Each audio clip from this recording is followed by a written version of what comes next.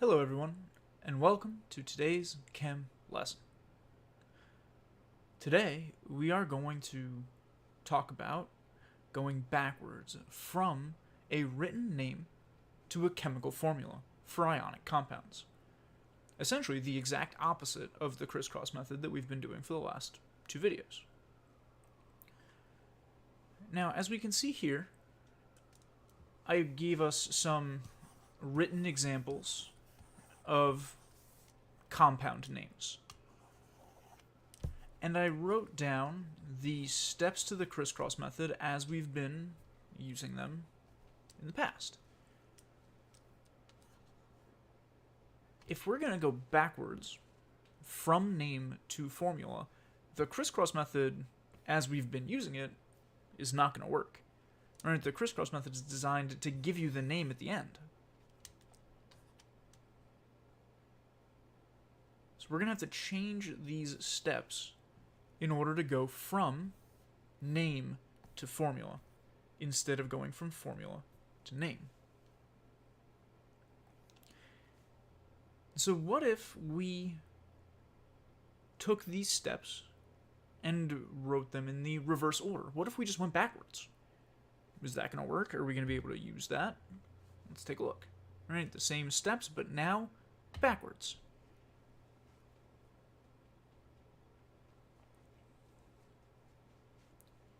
Here, now, it says you start with your name, you check the periodic table, you assign your charge, you crisscross, and then you assign ones. And taking it step by step in the reverse order is a good starting point, but still not gonna be perfect. Right? It's not gonna end up perfectly. We need to change the wording on some of these steps in order to make it work.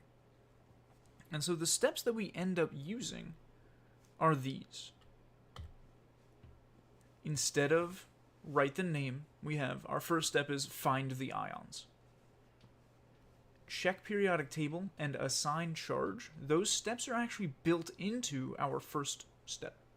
Right? Instead of checking the periodic table separately, once we find our ions, we have also checked the periodic table and assigned a charge.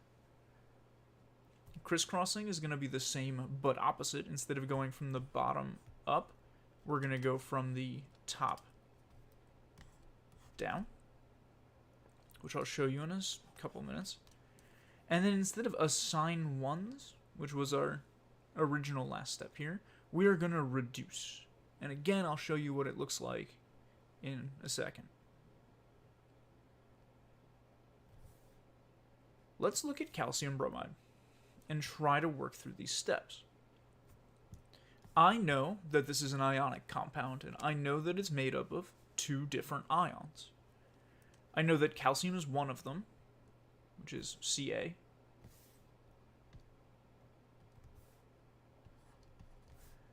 I see bromide, which ends in IDE. And that should clue me in that this was changed. So bromide must have come from bromine. And so I'm going to take those two elements off the table.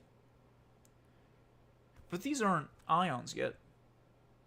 Alright, this is just me knowing the symbols for two elements. In order for me to actually finish this step, I need to find the charge of these things. And in order to do that, I have to check the periodic table to find the charge. And that's where we're going to go now. I've got calcium and bromine, and I need to find their charge. So, on my periodic table, if I take a look here, calcium is over here, element 20. Calcium has one possible charge. It has a positive 2, and I'm going to zoom in a little bit to make our lives a little easier. Right, calcium has a positive 2 charge, and only a positive 2 charge. And so that is the charge I'm going to use. Bromine, on the other side of the table, bromine has 3 different charges. It has a negative 1, a positive 1, and a positive 5. Now, I know which one this should be, because it is the second ion. And we know that this second ion is always negative. Bromine only has one negative option. So when I come back to my problem over here, I know that calcium is going to have a +2, and bromine is going to have a -1. So I have found my ions, I checked the periodic table, and I assigned charge, all in one step.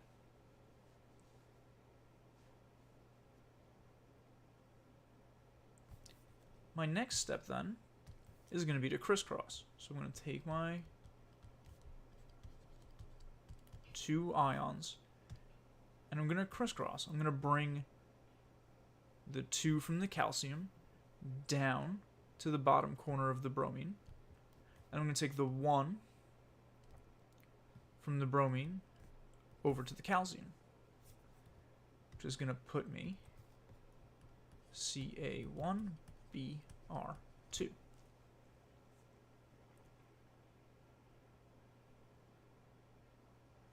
The last step is to see if I can reduce these numbers.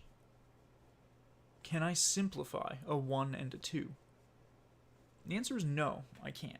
Right? I can't simplify 1 and 2. There's nothing I can divide those by that's going to make them easier, right? Nicer ratio. But what I can do to write my final answer is take out the 1. 1s are not necessary when you're writing a chemical compound. Right? That's why we have to put them in when we do the crisscross method the right way, right? Forwards. You wouldn't write down an element if there wasn't at least one of it in the compound. And so if you see Ca, it's the same thing as looking at Ca1.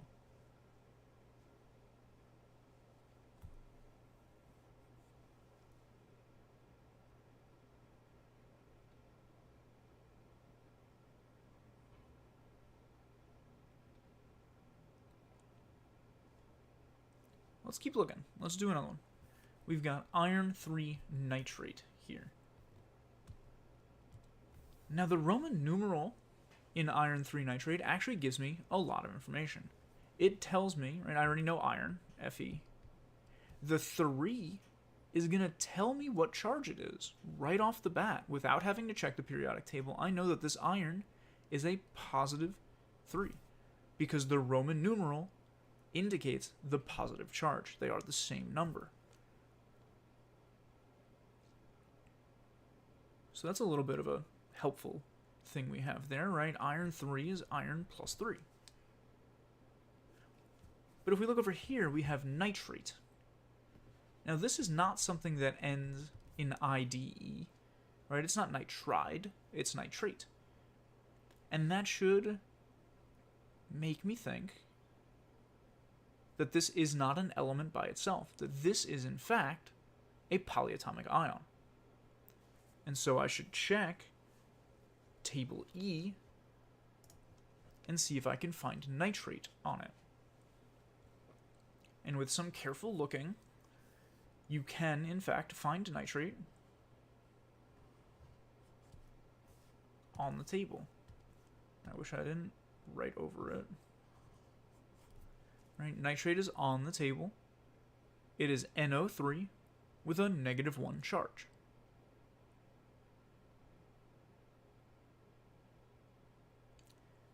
And so, we're going to write NO3 with a -1 charge.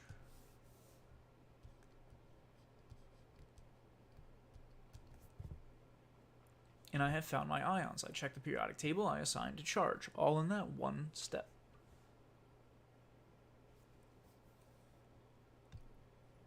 And that's going to leave me here with Fe +3 and NO3 -1. And so I will crisscross. I will take the 3 from the iron and bring it down. Take the 1 from the nitrate and bring it down. Making my next to last step, Fe1 NO3, 3. And now that looks a little weird, doesn't it? Fe1NO33. Do I have 33 oxygens? I don't have 33 oxygens. I have 3 copies of NO3. And so I'm missing something here, and I have to make sure I put it in my parentheses.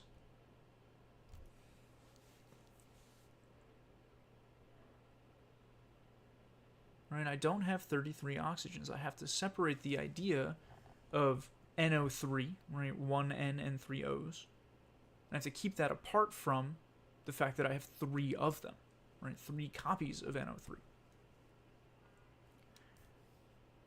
And then I come down to my reduction step. Can I reduce this 1 and this 3?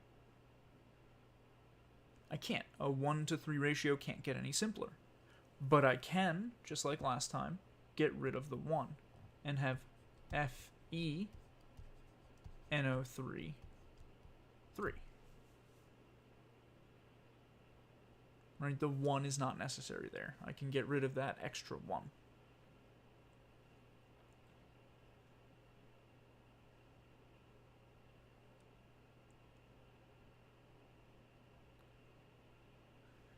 What about this third one? We've got barium sulfide. Now I know that barium is Ba. Sulfide ends in "ide", meaning it probably came from a singular element. Right? Sulfide sounds like the changed form of sulfur. And so we're going to put S for sulfur. But now I need to check the table and find their charge. All right, so let's look at the periodic table again. Barium, Ba, is on the left side here. Barium has a positive 2 charge, and only a positive 2 charge. And so that's going to be the number I put. Sulfur, over here, has a negative 2, a positive 4, and a positive 6. I'm going to be able to choose between these 3 because sulfur is the second ion, and the second ion is always negative. So I'm going to pick the negative 2 option for sulfur because it is the only possible negative option. And so I'm going to come back here. I'm going to have a positive 2 for barium and a negative 2 for sulfur. And that's going to lead me down the line to my next step.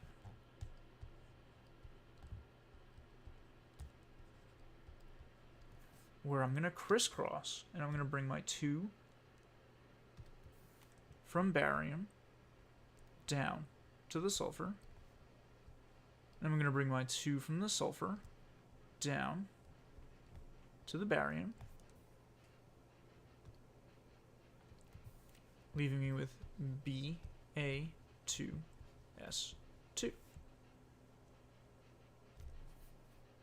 Now my final step, my cleanup step, is going to be reduce. Can I reduce a 2 and a 2?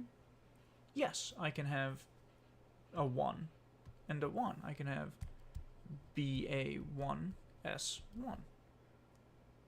But on top of that, I could reduce it further, right? The 1s aren't necessary. I can get rid of those 1s and be left with just Bas.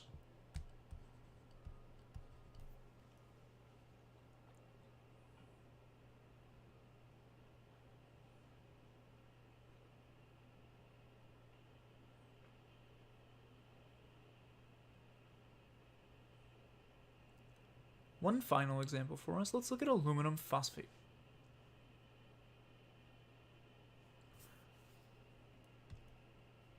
I know aluminum comes right off the periodic table as Al.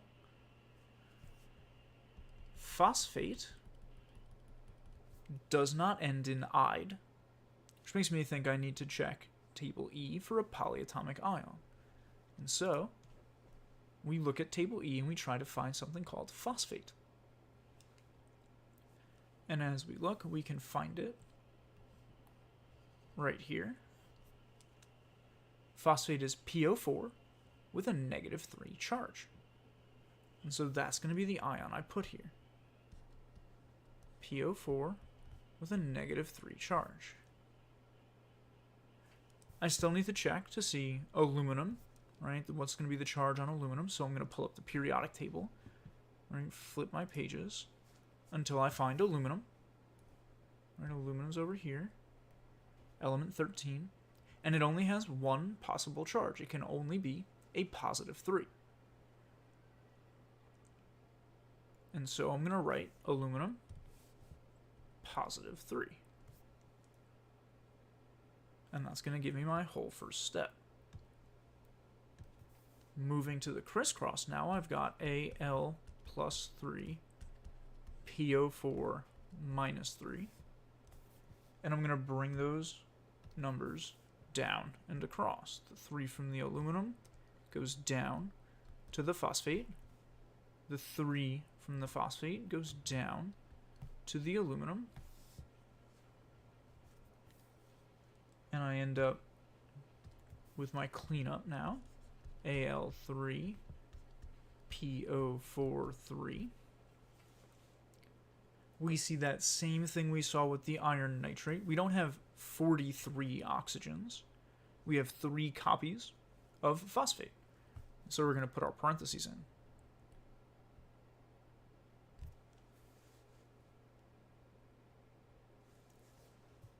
All right, now we're all cleaned up, and the question is, can I reduce? Can I take this 3 and this 3 and reduce them?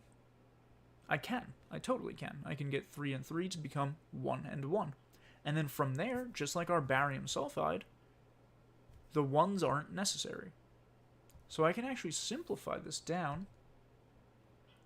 We'll do it in steps.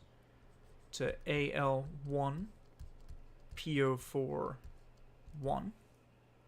I don't need the 1s, so I can get rid of those. And then I also don't need the parentheses. There's no confusing subscript here. And so I can get rid of the parentheses as well, leaving me with my final answer as just AlPO4.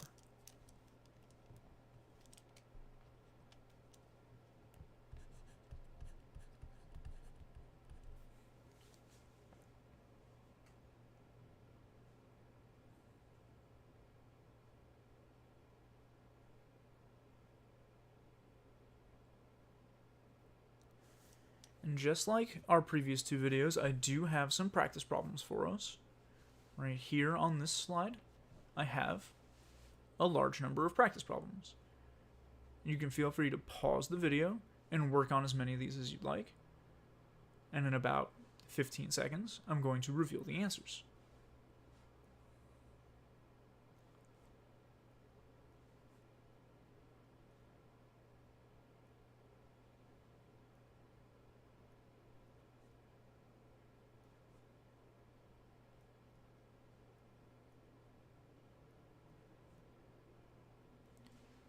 And our answers for these are right here.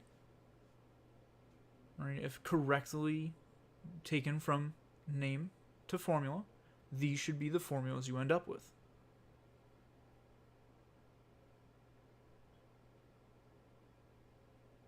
For our live students, I'm going to ask you to transition over to our Google Meet for questions, comments, concerns, and attendance. For everyone who's not watching this live, thanks for watching, and I'll see you next time.